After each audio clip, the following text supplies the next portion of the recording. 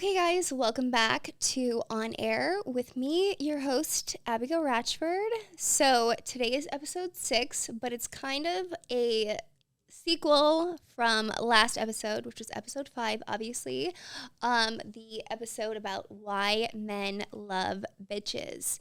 And one of the key points that I kept stressing in that episode was understanding your value. So today's episode is basically, what is the difference between being a high value woman and a gold digger? Because sometimes people don't really understand the difference, and there are plenty. So we're going to get into it right now.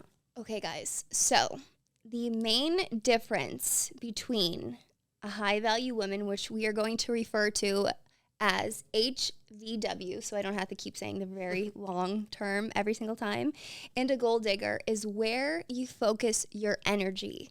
So whenever you think of a gold digger, what is the picture that comes to mind? Like a young blonde in her 20s with some really, really old guy, probably in like his 70s or 80s, I'm assuming. And I would say that's like a little bit kind of exaggerated, but it's not that far off, because a gold digger essentially focuses all of her energy and her effort into finding a man, chasing a guy who is well off, who's successful, who's very rich, where a high value woman focuses her energy inward on herself, and she creates value in herself. She raises her her price to access her, basically. She requires somebody to be this, this, this, and this. And one of the things that she requires is a man to be successful, but that's after, a bunch of other things. So she has a list, and if you don't meet it, on to the next. So, let's see. So, yeah, a gold digger basically chases. When you think of digging, it's exerting energy. It's an active thing. You're putting in the effort, the energy. And that's why people always look down upon gold diggers, because they appear thirsty, desperate, where a high value woman kind of just keeps her composure, and she knows what she brings to the table. And again, she brings to the table. She doesn't move anywhere. She doesn't go chase other tables or chase these people for a seat at their table. She brings people to her. She attracts. So I'm trying to think of some experiences that I myself have had with gold diggers. I've been called gold digger a few times, especially when I was first starting out, because I had dated somebody who came from a very, very wealthy family, and people were posting about it, saying, oh my God, she's dating the son of a billionaire, all this stuff. She's a gold digger. But little did they know, he never bought me anything. Not saying, anything was wrong with him, but he essentially was like a trust fund kid, and I always paid for all my own stuff. So that kind of bothered me, but I never obviously would put him, expose him, I guess, and be like, no, I, pay my own way. So that kind of was something that I dealt with when I first moved to LA, that reputation, I guess. And I've also have had other girls who I've known who are gold diggers that were, I would say, acquaintances of mine, not really friends, but they really just had no goals of their own or no dreams, I guess. And it would kind of become very clear within the first couple of times hanging out with them that they were just trying to find somebody kind of to rescue them, or to, give them this life that they envisioned in their heads. And I feel like it just comes across, Yeah. it's visible when somebody's like that. So the main difference, again, is the intention behind it. So sometimes a woman who's a high value woman ends up in a relationship with a man who's very well off, and then say that she puts her own goals and dreams kind of on the back burner. Then she kind of becomes a gold digger without even realizing it, because, she's with this person because they pay for her entire life, and she's given up her independence in a way. And then I feel like that's when I feel like sometimes if a guy knows that you are dependent on him financially, he starts acting out you'll see men cheating more or being, disrespectful and stuff. And the woman stays because she's given up all of her independence and everything she has now. All of her eggs are in this one basket. And guys, usually that are billionaires, are very smart unless they, were born into money. But a guy who's self-made and has that amount of money, they're not dumb. They could see that. And I feel like they know, okay, now I have her exactly where I want and I could, play around or do whatever. And that's where it kind of becomes a problem. So you always, again, need to maintain your own independence, your own stuff. So if he starts not acting the way that you expect him to act.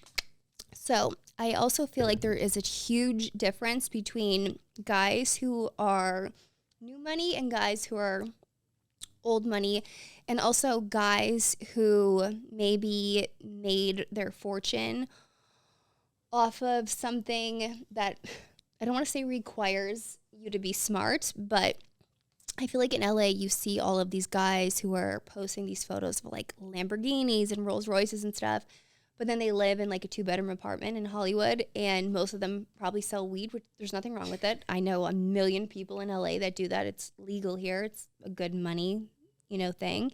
But I feel like them compared to somebody who's made money maybe in like the tech industry or, crypto or any of that stuff, like there's a huge difference in the way that they act, because guys who have made money the other way, they're more quiet about it. They don't want to draw too much attention to themselves. Most of them don't even have social media, where the other guys are a lot more showy and in your face with it kind of. But I feel like it's like a temporary thing, So I don't think that there's anything wrong with seeking a guy who is successful, but I think as a woman, you need to kind of date from your values. So create a list of everything that you are looking for in a partner, and like the more specific that you are, the better. And I feel like you should make this is what I've done, make 3 categories, where the one is like your non-negotiables. Like you need this person to be like this, loyal, independent, certain things. And then the second one is like that would be nice. And then the third one is like, whatever, if they, I don't know, if they don't eat meat, whatever like your things are that are deal breakers versus not.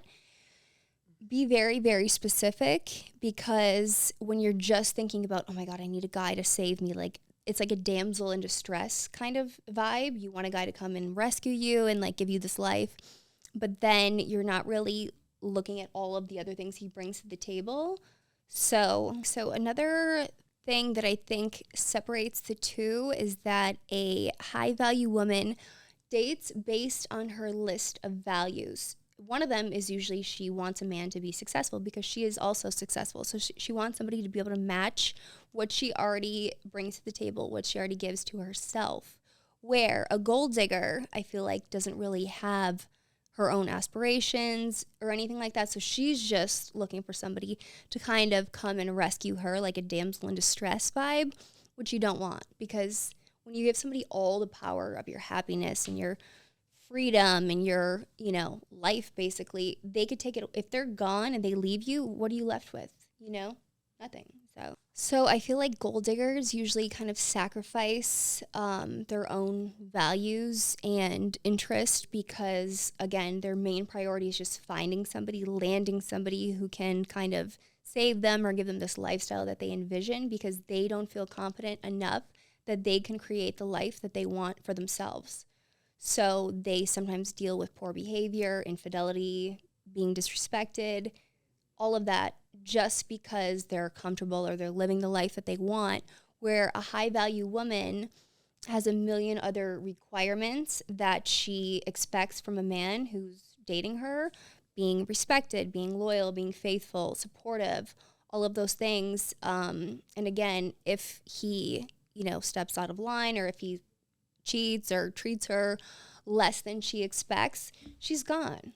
She knows that there is another man out there that will treat her like the queen that she is. So I think that a gold digger's mindset is something that I wouldn't say it's learned based on like genetic, like your parents don't teach you it, probably, I would imagine.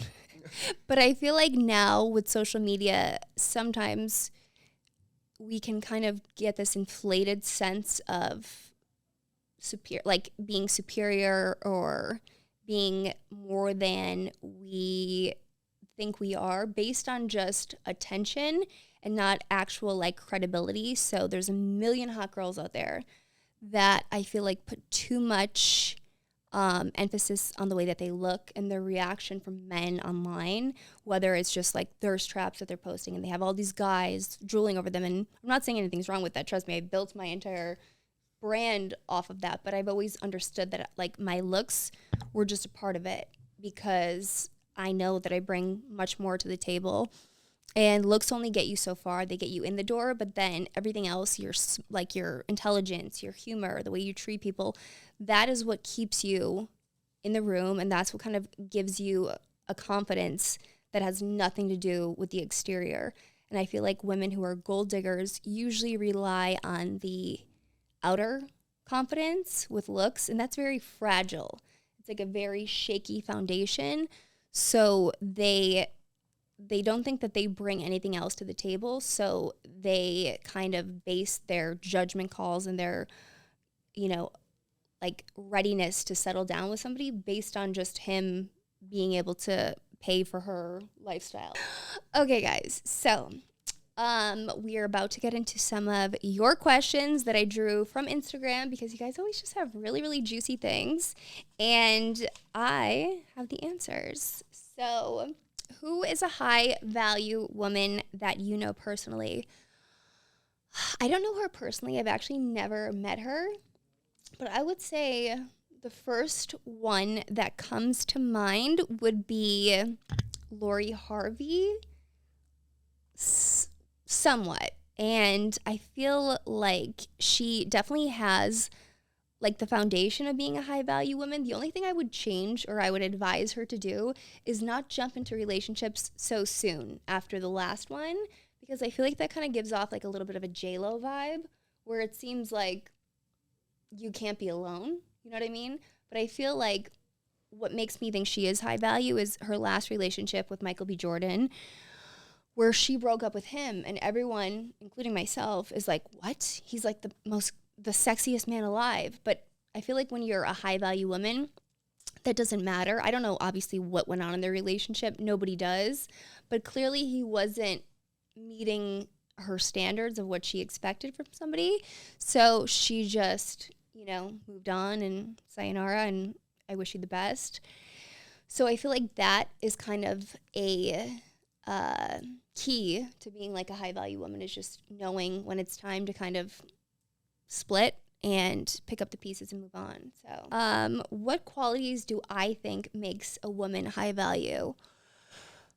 I would say, again, someone who knows her worth, and you really have to learn yourself. You have to know yourself.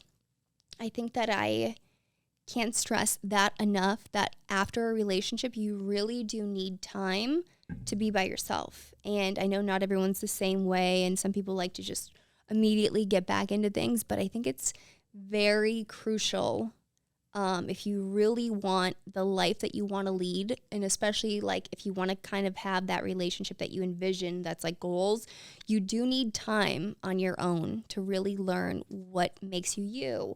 What are your fears? What are your insecurities? What are your strengths? What are your weaknesses? Like, know yourself better than anyone and know what you want in a partner, what you want in friendships, and never deal with anything that's, like sacrificing your values or what you expect from people. Do I think that gold diggers and high value women are mutually exclusive, or could somebody be both? I think that you can start as one and become the other. I think sometimes a high value woman can get into a relationship with somebody and then begin like putting her own things on the back burner, and that's where she could kind of become a gold digger, because she throws out her list of requirements from somebody and maybe deals with something that's not what's up to par with her standards. So then she could kind of become a gold digger without even realizing it. And at the same time, I think a gold digger maybe if she dates somebody who brings a lot of value to her life and she wasn't expecting to maybe fall in love with this person, but based on being around his network of people and social influence and all this stuff, she could kind of realize that she could better herself, without intentionally thinking that was going to happen or something. I think that she could maybe become a high value woman and be like, you know what, I'm around these people that I never had access to before because they're friends with this guy that I'm dating and they inspire me to want better for myself, So I think that there's potential for both of them to kind of cross over if it happens. How can someone distinguish being genuinely attracted to somebody or just being attracted to somebody for their wealth and status?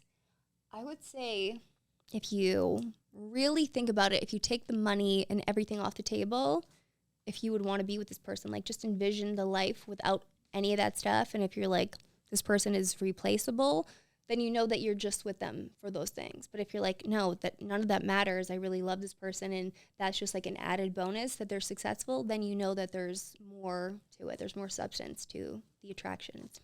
What are some common misconceptions people have about high value women? I feel like people sometimes think that they are stuck up, where it's not really. I feel like it's not for me. Like people have said, oh my God, you're just stuck up. Or some of my friends have tried to set me up with guys and I'm like, no, like that's like, no, you're too picky. And I'm like, maybe you're just not picky enough. And I feel like we need to understand that our energy is very expensive and important. And like, you don't need to kind of spread yourself thin. You don't need to give everyone access to you. And it's not being standoffish or being stuck up. It's just kind of knowing your worth. And you could be nice to people, but not everyone needs to be like, granted time and whatever to get to know you on that level. So again, between this episode and the last episode about why men love bitches, one of the words that keeps kind of resurfacing is the word boundaries. Now, it's not really, like when you think of the word boundaries, it kind of seems like it's like a fence to keep people out, but it's not really like that. It's like, I forget, somebody explained this once to this, I was watching this kind of, this YouTube video from this person who's all into like manifestation, all that stuff. And the way that she explained it was so spot on. It was like, all of us kind of have like an invisible snow globe around us, and whatever we allow into the snow globe is kind of like our choice. So you can't really control anything outside of it, but what you allow into it, that's like your boundaries. And I was like, that's a really good way to think of it, because I feel like so often we kind of try to control all of these things, these people's behavior, the way that they treat us, this person's like character. And we could really only kind of control what we allow into our little world, our own little worlds. And I feel like we need to be very, very strict with our boundaries. Like if you don't want this person doing this, then you just don't allow it. There's no need to have like multiple arguments with somebody. You just don't allow it, and you realize that that's okay. That's them. I don't need them in my life, and I'll find somebody who kind of respects my boundaries, and I'll just move on. Again, like it doesn't have to be some big orchestrated toxic blowout with everybody that, isn't meeting your standards, but you just move on and you realize that you live in a world of abundance and there's a million other people out there. So you just kind of keep applying all of these things that you learn to this mindset. High value woman, a bitch, a babe in total control of herself. And that's it. You just keep it moving. Okay, guys. So today was fun. I hope you guys learned a little thing or two about the difference between being a gold digger and a high value woman. Yes. And why it's so important to always put yourself first, establish your boundaries, and stick to them. Until next time, I'll see you guys later.